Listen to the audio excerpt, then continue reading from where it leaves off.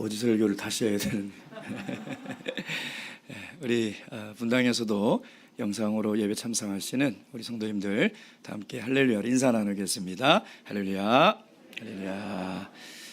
한 주도 연일 최고의 그 온도를 기록하면서 폭염이 심했는데 주 안에서 평안하고 강건하셨습니까? 우리 옆에 계신 형제 자매님들 얼굴 마주하시고 또 반가운 마음으로 우리 인사하도록 하겠습니다. 주님의 사랑으로 사랑하고 축복합니다.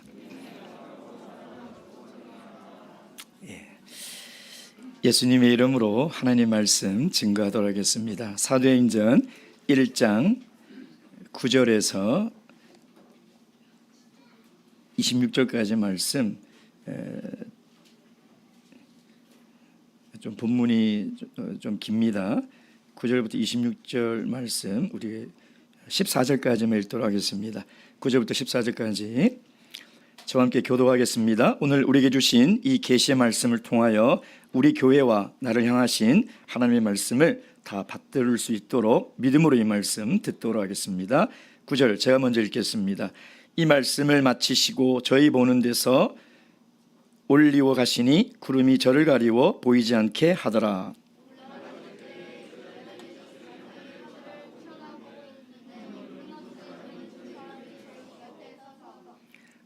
가로되 갈릴리 사람들아 어찌하여 서서 하늘을 쳐다보느냐. 너희 가운데서 하늘로 올리우신 이 예수는 하늘로 가심을 본 그대로 오시리라 하였느니라.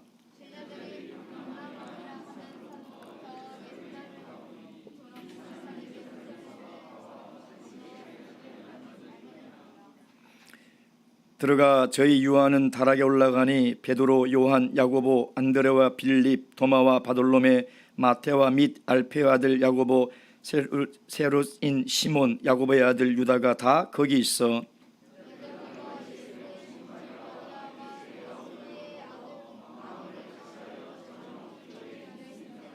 아멘. 사자성어에 유비무환이라는 말이 있습니다.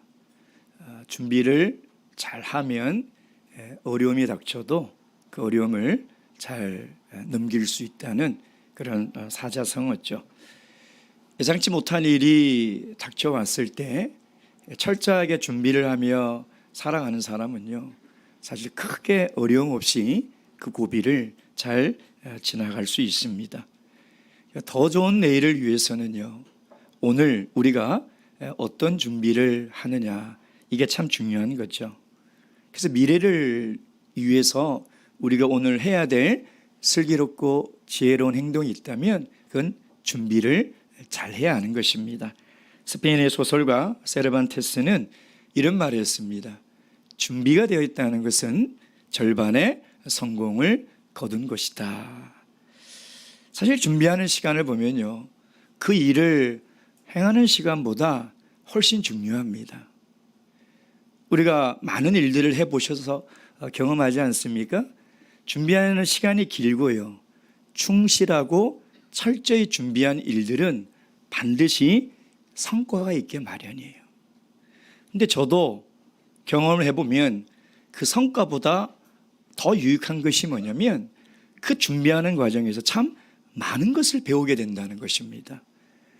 제가 설교를 준비하면서요, 제 신앙이 성장합니다. 제가 강의를 준비하면서요, 제가 몰랐던 분야에 대해서 공부하고 책을 읽고 강의를 듣다 보면요, 제가 그 분야에 대해서 또 공부를 하고 성장을 하는 거죠. 그래서 어떤 일을 치르는 것보다 그 준비하는 시간을 우리가 어떻게 보내느냐는 정말 중요한 일입니다. 그래서 우리가 준비할 수 있는 시기와 기회를 우리가 놓치지 말아야 되는 것이죠. 보다 발전적인 미래를 위해서 오늘 우리는 충분한 준비를 해야 합니다. 준비를 철저히 한 사람만이 하늘의 도움을 받을 수가 있다는 것이죠. 신앙의 세계도 마찬가지입니다. 준비하는 것은 굉장히 중요해요. 유대인들은 안식일을 어떻게 지내느냐. 금요일 점심 식사를 마치면 다 퇴근을 합니다. 왜 그럴까요? 해가 지기 전에 안식일 먹을 것도 장을 봐야 되고 또 금요일 저녁부터 시작되는 안식일을 준비하기 위해서요. 그래서 금요일 한 오후 2-3시가 되면 거리가 한산합니다. 가게들도 일찍 문을 닫아요. 왜? 안식일을 지켜야 되기 때문에. 그러니 금요일 오후부터 안식일을 지키기 위한 예비된 마음을 가지고 있어요. 그래서 저녁이 되면 온 가족이 함께 모여서 그 안식일을 예비하는 마음으로 아버지가 가족들을 축복하고 예배로 안식일을 시작하는 것이죠. 여러분, 하나님은 어떤 자에게 은혜를 주시느냐? 은혜 받기를 준비하고 오는 자, 은혜 받기를 예비하고 오는 자에게 하나님은 은혜를 주신다는 거예요. 특별히 마지막 때가 가까울수록 우리가 더욱 힘써 준비해야 될 게 무엇이겠습니까? 믿음입니다. 믿음. 슬기로운 5 처녀처럼 그 등불의 기름을 우리가 잘 준비하고 있어야 되는 것이죠. 언제 호련히 신랑 되신 예수님께서 우리에게 찾아오실지 모른다는 겁니다. 그러니 신앙의 세계도 준비가 얼마나 중요합니까? 말씀을 통해서, 말씀을 들음을 통해서 우리가 가질 수 있는 이 믿음, 내일 해야지, 다음에 해야지, 다음에도 시간이 있을 거야, 지금은 바쁘니까, 지금은 중요한 일이 있으니까 라고 자꾸 준비하는 기회와 시간을 우리가 놓쳐버린다면 우리 참 어리석은 인생을 살아가는 거예요.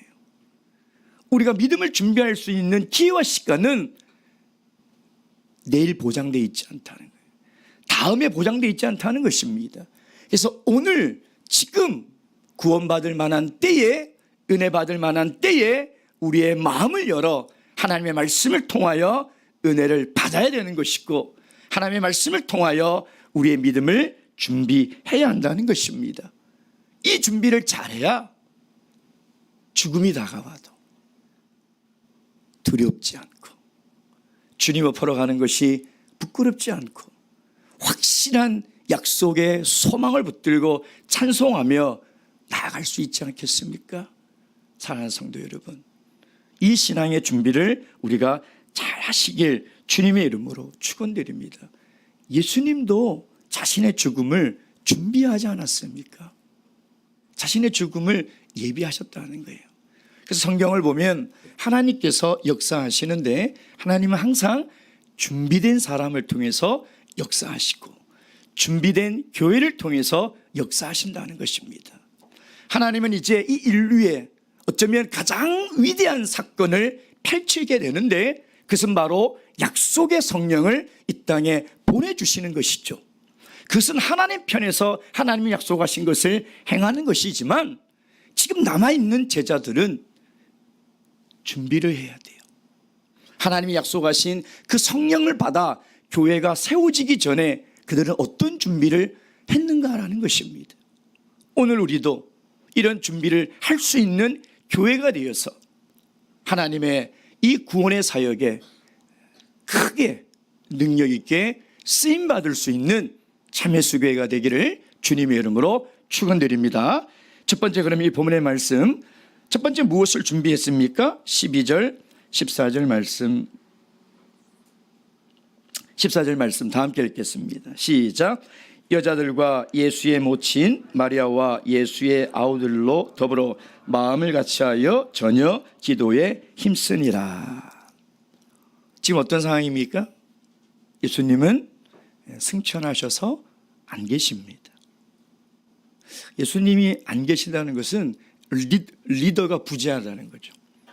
그동안 따르던 지도자가 사라진 겁니다. 여러분, 어떤 공동체든 간에 지도자가 사라지면 어떻게 될까요? 제가 오늘 갑자기 사라져버렸어요. 물론 우리 교회는 잘 하시겠죠. 그러나 한 나라의 대통령이 갑자기 사라지고, 한 회사의 회장이 사라지고, 한 공동체의 지도자가 사라졌다는 것은 참 혼란스러운 일이죠. 어려운 일이에요. 거기다가 그 당시 예루살렘은 어떤 상황이냐면 굉장히 긴박한 상황이에요.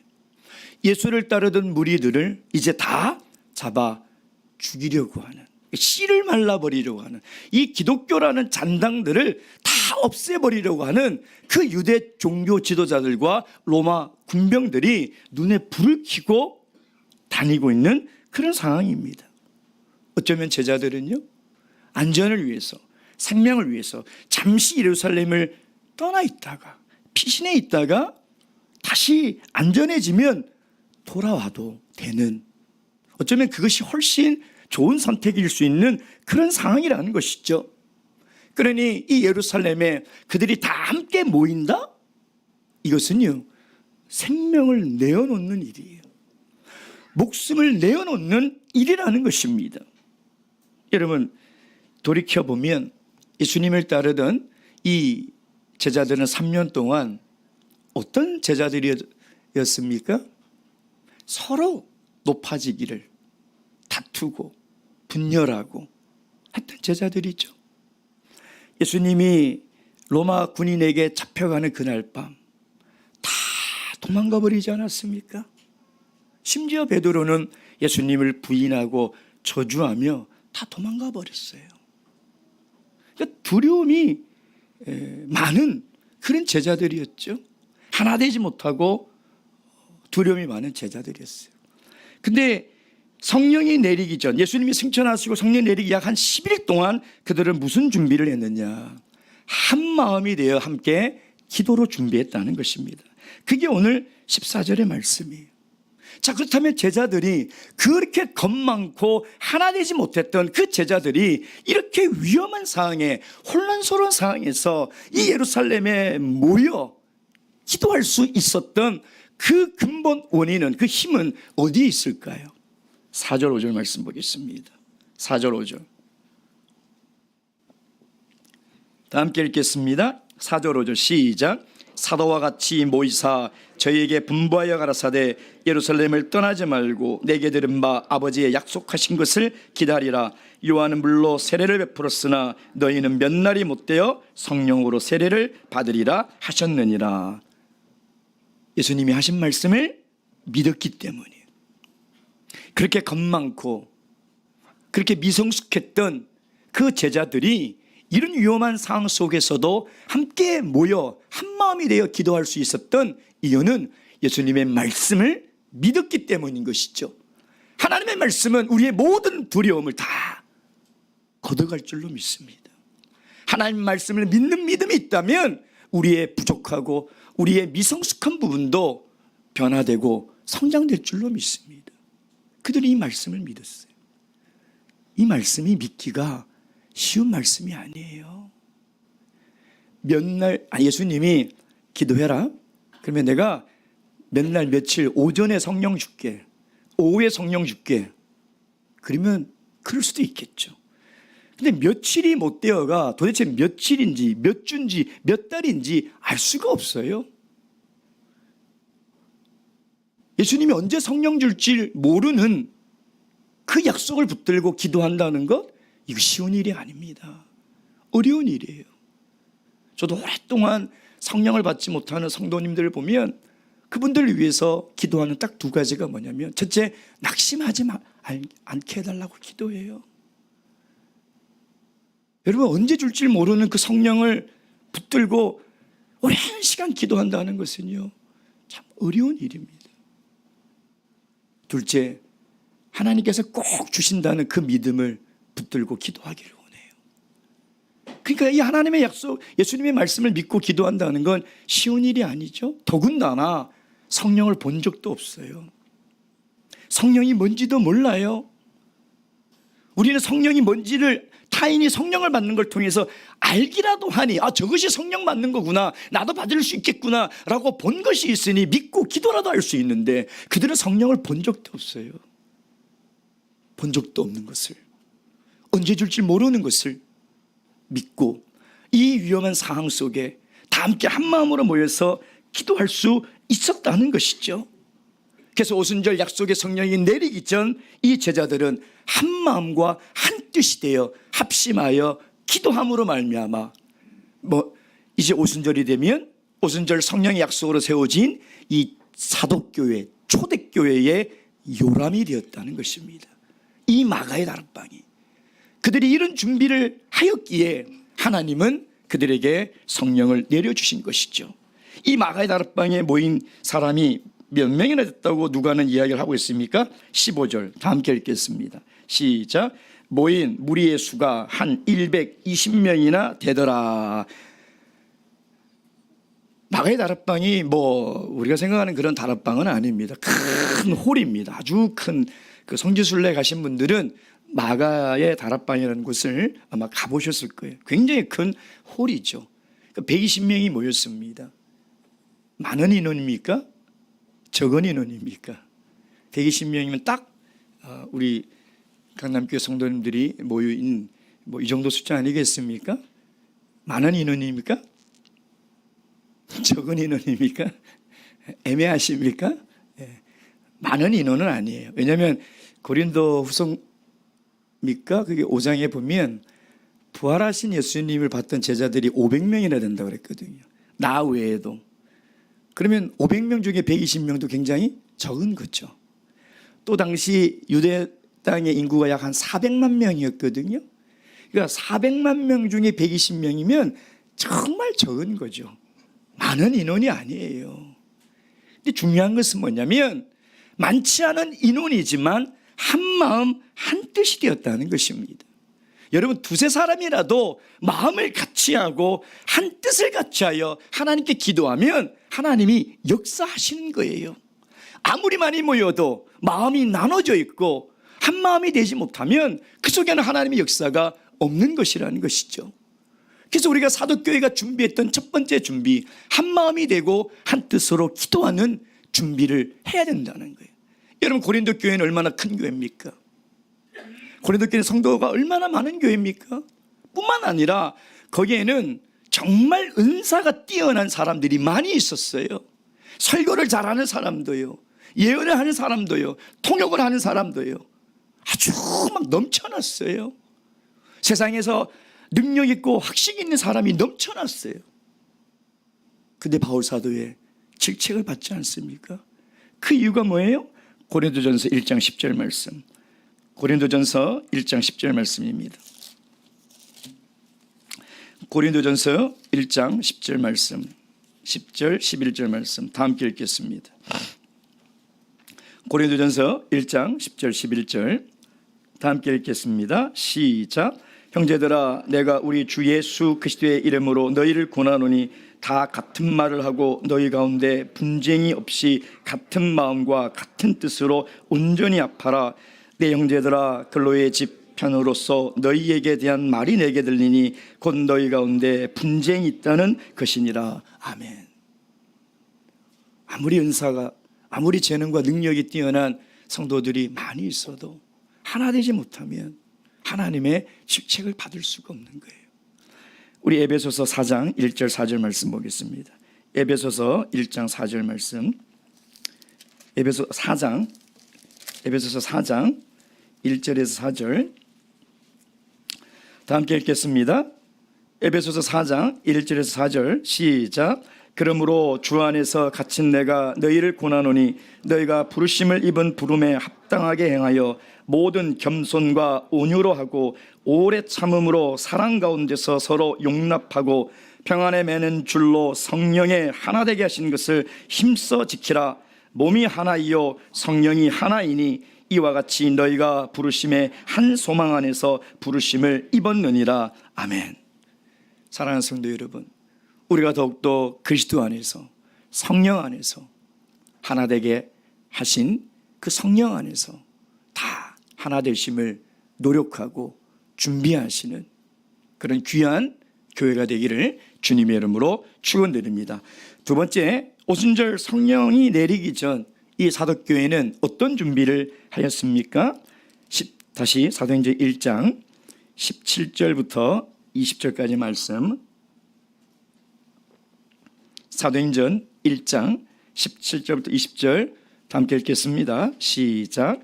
이 사람이 본래 우리 수 가운데 참여하여 이 직무의 한 부분을 맡았던 자라. 이 사람이 불의의 삭스로 밭을 사고 후에 몸이 곤두박질하여 배가 터져 창자가 다 흘러나온지라.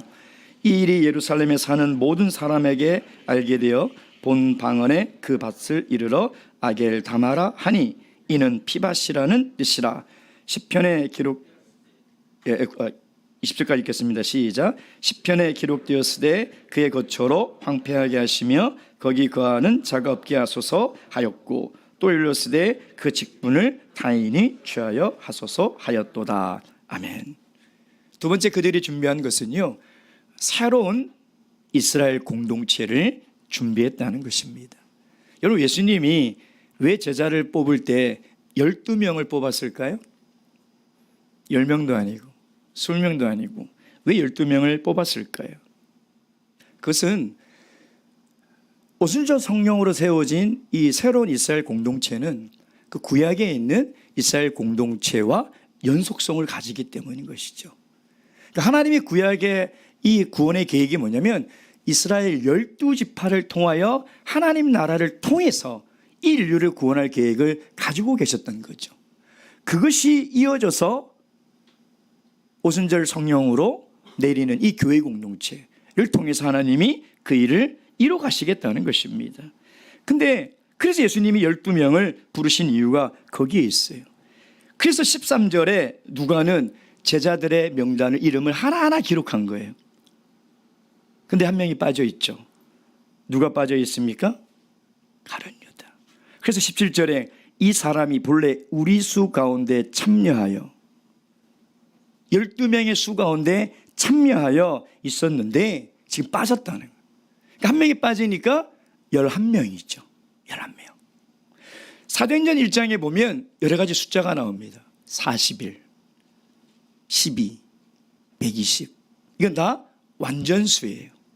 그러니까 완전수에서 가룟 유다가 하나 빠졌기 때문에 11, 불완전한 수라는 것이죠. 그래서 이 완전수를 채워야 되는 거예요. 예수님이 그래서 12명의 제자를 뽑은 것이죠. 왜? 12지파를 통해서 구약의 이스라엘 백성을 만드신 것처럼 12명의 제자를 통하여 이 신약시대의 새로운 이스라엘 공동체를 만들어 가시겠다는.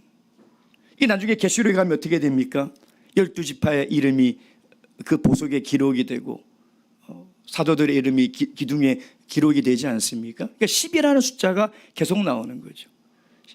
12와 120이 곱해서 또 14만 4천이 나오고, 그러니까 이렇게 완전수를 향해서 나가고 있다는 것입니다. 구약의 이스라엘 백성들에게 주신 하나님의 축복은 가나안 땅이죠. 그 12지파에게 주신 축복은 가나안 땅에 들어갈 수 있는, 오늘 새로운 이스라엘 공동체, 즉 사도교회를 통해서 주실 하나님의 축복은 천국에 들어가는 거라는 거예요. 영원한 나라에 들어가는 거예요. 근데 이 한 사람이 부족하게 됐다네. 불완전하죠. 12의 완전수를 채워야 되는데 가룟 유다 때문에 불완전해진 거예요. 가룟 유다가 왜 빠져가게 됐습니까? 성령을 받기 전에 이 제자들의 마음속에는요, 가룟 유다의 죽음이 받아들이기가 참 힘들었을 거예요. 뿐만 아니라 왜 그가 예수님을 배반했을까? 참 이해할 수 없었을 것이며, 이 부족한 이 제자의 수를 어떻게 해야 되나? 채워야 되냐? 그냥 가야 되나? 그러니까 오순절 성령을 내리기 전에 이것은 이 공동체에 있어서 굉장히 큰 고민거리였다는 것입니다. 그 의문이 있었다는 거죠. 근데 그런 의문을 가지고 기도하는 중에 베드로가 일어나서 구약의 시편의 말씀을 통해서 뭐라고 말씀하시냐? 그는 예수를 배반하여 그가 스스로 저주의 길을 갔으니 이제 이 부족한 한 명의 숫자를 우리가 채우자는 거예요. 채우자는 거예요. 제가 이집트 성지순례에 갔을 때 예수 피난교회라는 교회를 들어갔어요. 근데 그 교회에 기둥이 오른쪽에 6개, 왼쪽에 6개가 이렇게 쫙 있더라고요. 그 가이드 목사님이 퀴즈를 내시더라고요. 이 기둥은 12제자들을 이름을 기념해서 세운 기둥인데 가룟 유다의 기둥을 찾아보십시오. 근데 한눈에 딱 보이더라고요. 아주 볼품없고 아주 초라하고 아주 불쌍해 보이는 딱 기둥이더라고요. 저 기둥이죠? 맞습니다. 다른 제자들의 기둥은 화려하더라고요. 꽃 같은 장식들도 위에 있고 아주 튼튼해 보이고 아주 영광스러워 보이는데 가룟 유다의 기둥은 너무 초라하고 왜소하고 그렇게 떡하니 보이더라는 것이죠. 여러분, 가룟 유다가 예수님을 배반하여 저주를 받은 것은 오늘날 이 신앙을 통해서 현실적 이익을 추구하는 사람들의 전형적인 모습을 보여준, 이런 사람들은 하나님의 이 완전한 수에 들어올 수가 없어요. 그것을 뭐라고 얘기합니까? 불의의 삭. 그러니까 예수님을 은30에 팔아버린 거죠. 현실적인 이유로 신앙을 팔아버린 거예요.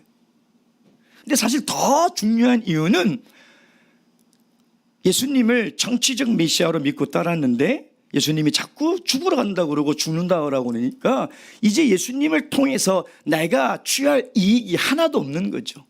그러니까 현실적으로 계산이 너무나 빠른 사람이었어요. 결국 그것이 새로운 이스라엘 공동체, 완전한 하나님의 나라를 만들어갈 때 그가 속하지 못했던 이유라는 것입니다. 여러분, 예수님이 선택한 12명의 제자들도 부족하잖아요. 완전하신 예수님이 선택한 그 제자들도 불완전한 공동체였어요. 한 사람이 비니까, 한 사람이 빈다는 것은 불완전한 공동체라는 거예요. 여러분, 이제 성령이 내려 하나님의 이 성령으로 이 땅에 교회가 세워지기 전에 이 부족한 부분을 채워야 되는 것이죠. 오늘 교회도 마찬가지예요. 하나님이 성령으로 세운 교회지만 여전히 오늘 우리의 교회는 부족한 부분이 있다는 것입니다. 예수님이 다시 오셔서 완전한 이 교회 공동체의 모습이 되기 전까지는 우리는 여전히 불완전한 모습으로 그 완전을 채워가는 준비를 해야 한다는 것이죠. 그래서 마지막 날 예수님께서 이 땅에 오실 때 정말 이 깨끗하고 단장된 신부로서, 지금은 불완전하지만, 지금은 연약하지만 그 완전을 향해서 그 부족을 채워나가는 준비를 오늘 이 시대의 교회가 해야 한다는 것입니다. 그러니까 부족한 부분을 우리가 어떻게 채워나갈까요? 에베소서 2장 20절 말씀 보겠습니다. 에베소서 2장 20절 말씀. 에베소서 2장 20절 말씀입니다.